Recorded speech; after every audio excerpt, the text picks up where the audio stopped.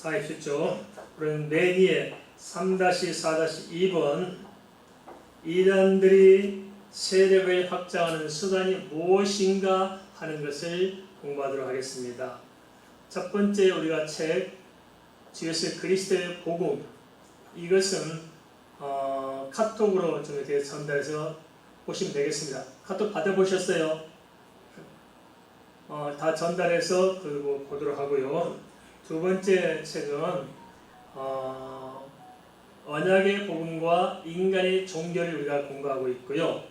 그래서 지금 우리 공부한 것은 세상의 종교는 무엇인가를 공부했고, 그 다음에 이단들을 공부하는 것이고, 그 다음에 이제 유사 복음을 공부해 나가면서, 그 다음에 진짜 복음 무엇인가를 점점 깨달아 알아가도록 공부하는 과정에서 오늘 이렇게 다루고 있습니다.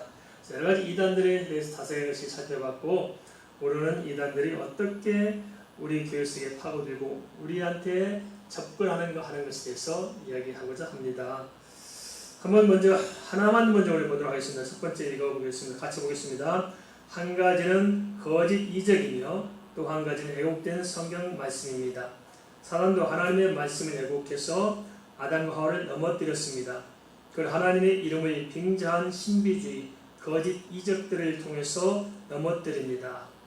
그래서 성경 구절을 다 언급하셨는데 내가 가서 찾아보면 좋겠습니다만 하나만이라도 좀 찾아봤으면 좋겠습니다. 한번 따라서 하겠습니다. 데살로니가 후서 2장 9절 10절 다시 한번 하겠습니다. 데살로니가 후서 2장 9절 10절 이걸 대가실 꼭 찾아보세요. 그러면 충분히 이해할 수 있도록 말씀이 뒷받침하고 있을 것입니다.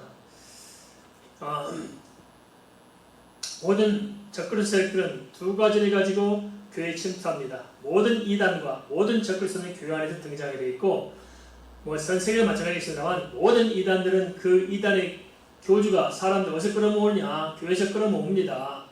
우리가 잘 봐야 됩니다. 셋째 사탄도 마찬가지입니다. 사탄도 아담과 하와에게 접근했잖아요. 근데 뭘 접근하냐? 두 가지가 있대요. 하나는 하나님의 말씀, 하나는 하나님 이적을 빙자해서 접근한다는 것입니다. 그러니까 우리가 잘 알아야 된다. 우리들이 구원받을 수 있는 것은 뭐 때문이냐면 하나님의 말씀 때문이다. 그죠? 하나님의 말씀을 듣고 우리는 구원을 받는 거예요. 그러면 사단은, 적그리스도는 어떻게 자기 편을 봅니까? 그것도 역시 마찬가지로 하나님의 말씀으로 적그리스도의 이단의 제자 삼는 것입니다. 알겠습니까?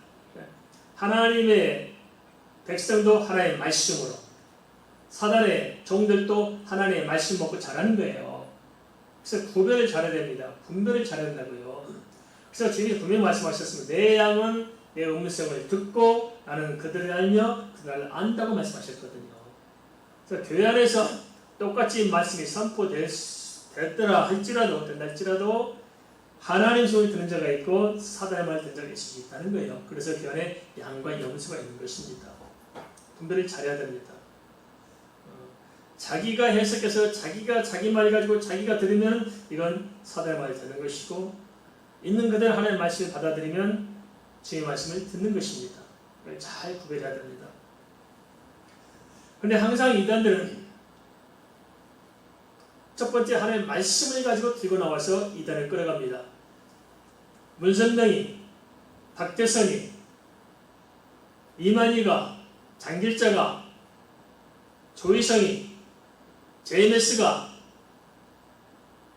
다 뭘 가지고 끌어갔어요? 하나의 말씀으로. 근데 우리가 잘 알아야 됩니다. 그런데 문제가 뭐냐? 왜 넘어갈 수밖에 없느냐? 하나님의 말씀을 듣는 것보다도 사단의 세력들이 하는 말이 훨씬 설득력이 있다는 거예요. 이게 문제예요. 설득력이 접근한다는 게.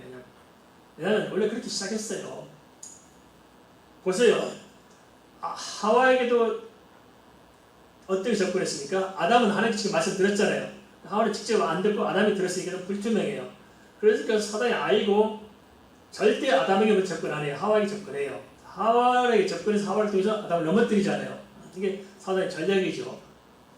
사단이 똑같은 방법으로 우리에게 접근해요. 교회 안에서 넘어갈 자, 불신 세력, 불만 세력에 접근해가지고 교회 기둥을 무너뜨리려고 던져드리는 거예요. 이게. 근데 하나님께서 뭐라 말씀하셨어요? 내가 서라가 얘기한 나무의 시험을 보면 정령 죽으리라 그랬잖아요. 죽으리라. 이거 이유가 없어요. 하나님의 말씀은 선포적 성격을 가지고 있어요. 단정적이야. 이유가 없는 거예요. 하나님 정해놓은 법입니다. 근데 그걸 침해하게 될 땐 하와는 어떻게 생각했어요? 먹으면 죽을까 하노라. 그렇게 했잖아요. 긴가민가한 거예요. 어떻게. 그런데 사단이 그런 틈을 파고들고 너무너무 정확하게 잘 설명해요. 어떻게 하니까 안 죽는다. 하나님의 말씀은 전혀 반대로 접근하면서 뭐라고 설득하냐. 내가 만일 먹으면 하나님처럼 지혜롭게 될 것이다. 그래서 하나님께서 아시고 지혜롭게 되지 못하도록 하나님처럼 되지 못하도록 못 먹게 한 것이다. 그럼 하와 입장에 생각해 봅시다. 하나님은 한 말씀 하시잖아요. 먹으면 죽으라 하셨는데 사단은 너무나 이유를 그 배경을 감춰진 사실을 잘 들춰주잖아요. 그러니까 하와가 생각할 때는 하나님 말씀보다도 이 사단이 뱀이 하는 말이 훨씬 설득력 있는 거예요. 이해가 되기 쉽고 알기 쉬워요. 그리고 깊이 있네. 한 번도 들어보지 못한 말씀 하시잖아요. 그러면 훌륭한 말씀이고 진리의 말씀이니까 그러니까 듣기 쉽잖아요. 그리고 이유를 알게 됐네요. 아, 하나님이 그러셨구나. 우리가 하나님처럼 못되게 가둬놨구나. 그러니까 반감이 생기죠. 이게 사단의 전략입니다. 사단은 항상 그렇게 파고들어서 전통적인 교회를 쓰러뜨리면서 접근합니다. 사람들은 그 말씀 분명히 모르기 때문에 그렇게 접근하는 사람들을 듣고 그쪽에 쏘깃해요. 아, 듣도 보지 못한 진리가 여기에 있었구나 생각한다는 거예요. 아, 그렇구나. 그런데 우리 교회에 그런 걸 안 했지? 이런 거예요. 왜 안 가르쳤지? 안 가르치면 뭘 안 가르쳐요? 수없이 가르치면 듣지도 안 해.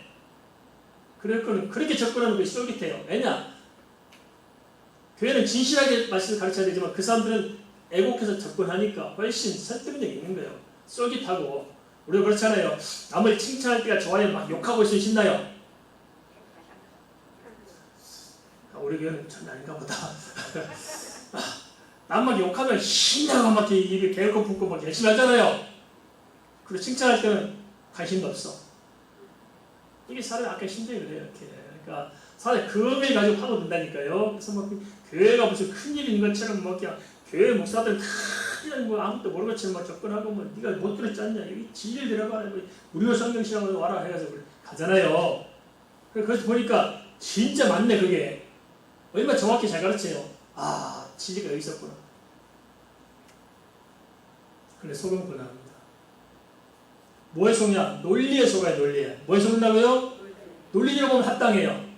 원숭이 똥꼬는 빨개. 그래, 그 다음 뭐라 그래요? 빨간 사과. 사과는 맛있어. 맛있으면 뭐라고? 달면 뭐라고요? 엿이다. 엿은 뭐요? 길다. 길은 뭐요? 기차다. 그래, 나중에 보면 원숭이 똥꼬가 나중에 얻어가시 기차네. 근데 그 단계 처음부터 원숭이 똥꼬는 기차다는 에이, 그런데 아, 원숭이 똥꼬 빨간 맞네? 빨간 뭐 사과 맞네 하다가 가는 거예요. 그래서 그 신천지 핵심 교리가 그겁니다. 구약 시대 때는 오실 메시아를 보고 믿었어요. 맞아 틀려요? 맞아요. 그럼 신약 시대 때는요? 오신 메시아를 보고 믿어요. 맞아 틀려요? 맞죠? 맞네 맞아요. 아무 의심 없이 해방시켜줘 버려요. 맞아?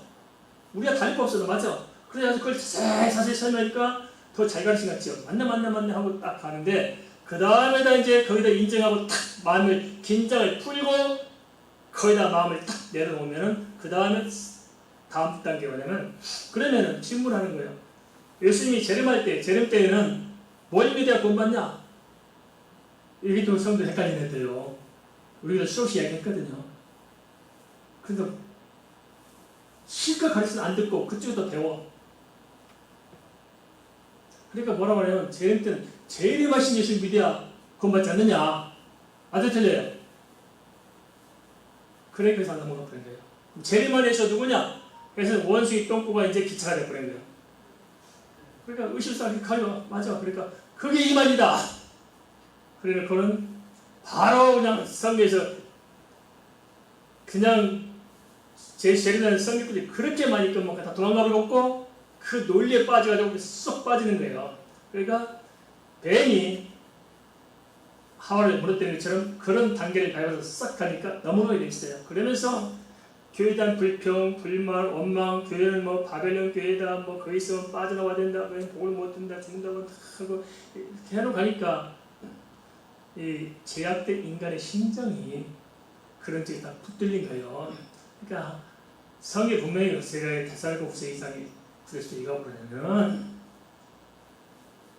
그렇게 사단이 파고들게 하는 이유가 뭐냐? 인간의 죄성이에요. 우리 속에 죄성이 있는 한 사단 그 죄성을 들고 파고들어 오는데 본인은 모르는 거예요. 진리를 찾고자 한다는 걸 착각한 거지만 죄성을 파고들어 오는 것입니다. 그 자체가 사단의 역사거든요. 하나님 내버려둬요. 왜냐? 거짓을 좋아하는 자는 거짓으로 가족을 내버려둔다니까요. 택한 하나님의 백성은 하나님의 말씀을 듣게 되어 있어요.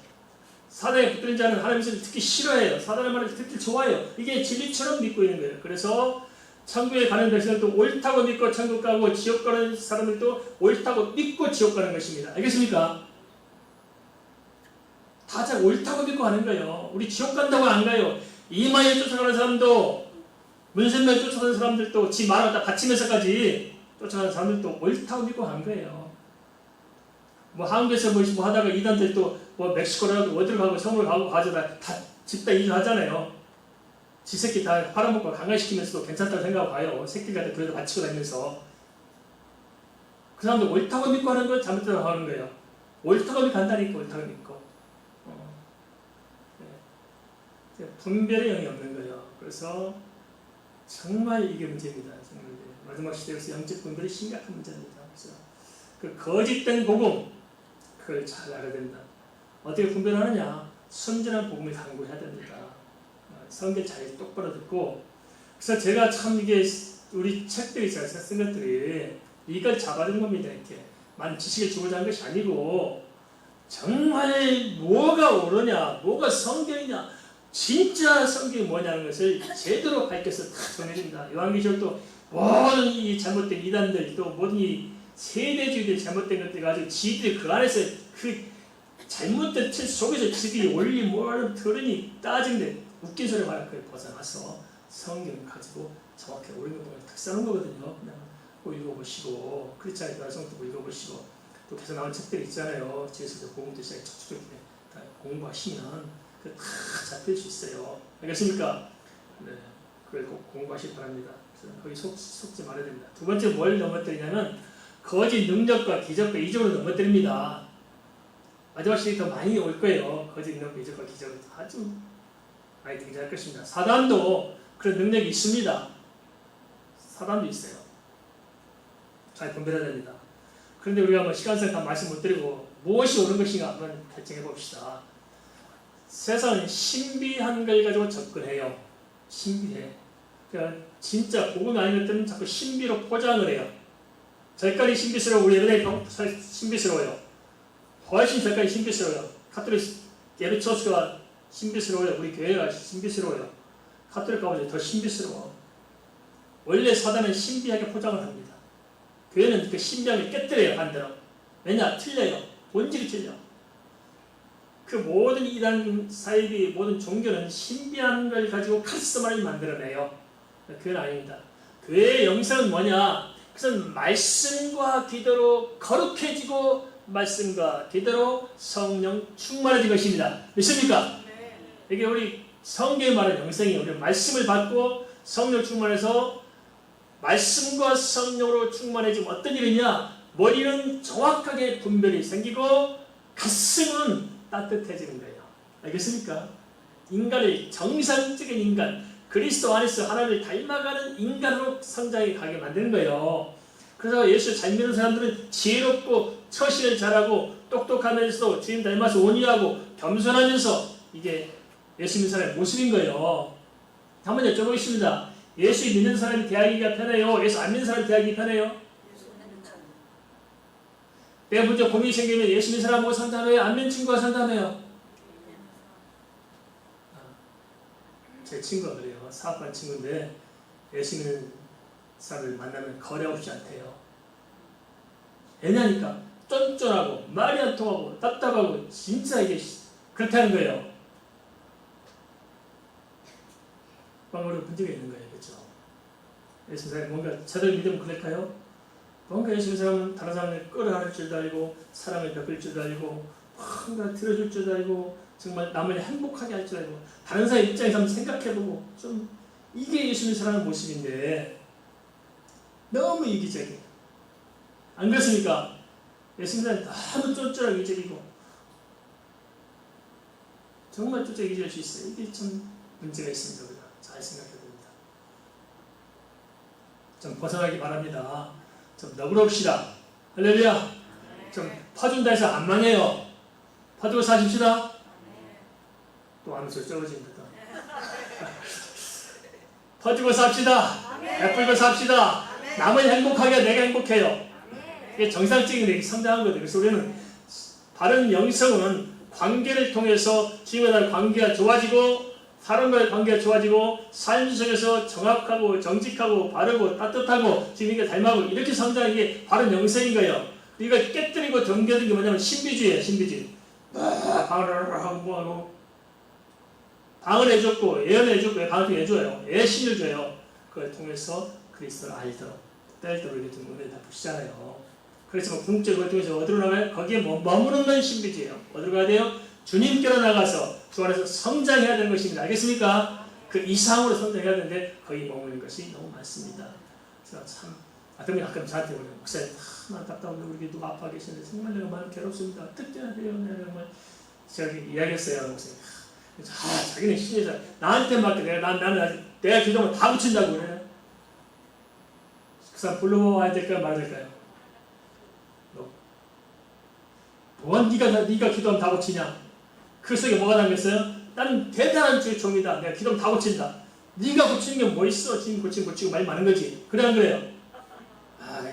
이 사람들 다 이게 신비주의에 빠진 사람들. 이게 좀 답답해요. 왜 그런지 너무 화딱지가 나요. 또 어떤 분이 저한테 목사님 좋은 게 부흥 한번 합시다. 그래요. 왜요? 내가 가면 100% 방언받게 해줄게 그러더라고요. 자기가 부흥하면 한 명도 예수가 방언받는다는 거예요. 이 사람이 정상적인 거예요? 사기꾼이에요? 사기꾼. 그런데 그런 사람들이 뭐 좀 능력 있게 생각하고 거기에 뭐 하나님을 이랬다 생각하는 거예요. 이게 이렇게 교회가 뭐예요 도대체 교회가 이게 예수님이 그렇게 값싼 겁니까? 너무 잘 쓰는 거예요. 정신 차립시다. 그런 것들이 다 사단의 동료라고요. 저도 어떤 때는 하나님 역사하셨으면 그냥 수백 명 모인 자리에서 기인도 떠나가는 적이 있었어요. 그런데도 제가 아빠 내 기도도 안 고치실 때가 있었어. 아이고 답답해 죽겠어. 우리 교회 정말 하나님 다 기회해서 다 고쳐주고 싶은데 하나님 좀 하나님의 내 기도 만들어주니까 하나님 그런데도 그런다고 우리가 기도해서 능력 받다 해서 이때 살림관리 안 주고 살아요? 아니 필요에 때에 따라 돕는 은혜가 있는 거야. 알겠습니까? 그러니까 우리가 그런 은혜도 구해야죠. 그렇지만 바른 믿음에 설 수 있는 것이 중요합니다. 바른 분별, 하나님의 말씀과 하나님의 능력이 무엇이고 영성이 무엇인가 제대로 알아서 건강한 신앙을 해야 됩니다. 사단은 그걸 깨뜨리고 들어요. 신비스러운 것들 어디 삼각산에 무슨 바위에 가면은 거기서 기도했더니 응답됐다더라. 그래서 사람들이 그리 많이 몰려다녀요. 그 바위를 찾아서 바위를 감사히 기도해요. 맞아 틀려요? 한번 물어봅시다. 그 바위가 능력 바위가 있어요. 능력봉이 있어요. 삼각산에. 능력봉에 올라서 기도하면 다 능력 다 받았다. 그러니까 능력봉에서 기도해야 기도받는다. 맞아 틀려요? 어떤 분이 저한테 그렇게 말했어요. 목사님 제가 부목사 때인데 목사님 기도 응답 받는 방법을 제가 알고 있다는 것 같아요. 손을 들고 기도해야 된다는 거야. 그래서 제가 예배식 같이 기도할 손 안 들면 탁 잘라봐요. 하더니 또 보여요. 또 착 잘라. 우리의 기도 응답이 손을 드는 데 있고 내리는 데 있을까요? 어느 장소에 있을까요? 아니에요. 우리의 믿음에 있습니다. 알겠습니까? 이게 다 신비주의들이에요. 알겠습니까? 또 그분이 또 그래가지고 교회를 한번 망친 적이 있어요. 제가 그때 얼마나 힘들었는지. 꼭 그 며칠 할 때 9시 하면 9시 나와서 11시 때 끝나고 가야 되는데 꼭 그 사람들 12시에 모여요. 그럼 12시부터 기도해야 3시까지 기도해야 응답받는다는 거예요. 능력 기도한다는 거예요. 맞아 틀려요? 대한민국 12시면 저쪽 저기 동남아시아 쪽은 저는 8시라고요. 말이 되는 소리 안 되는 소리예요. 그런데 이런 게 다 병들어 있어요. 교회들이 이렇게 알고 있어요. 우리 교회는 무슨 밤마다 철야한 기도 철야를 하건 말건 하나님 기도하면 되잖아요. 그죠? 마음을 열고 주님을 진짜 만나서 기도하는 게 중요한 거지. 이 신비주의로 다 물들어가지고 그리가니 어리가니 뭐가 아니 하여튼 정신 못 차려. 또 말씀은 정확하게 주 예수 그리스도의 십자가 보혈의 말씀으로 우리가 분명히 서고, 그리고 우리의 그런 것들은 아니에요. 말씀과 기도로 거룩하고 성령 충만하면 됩니다. 믿습니까?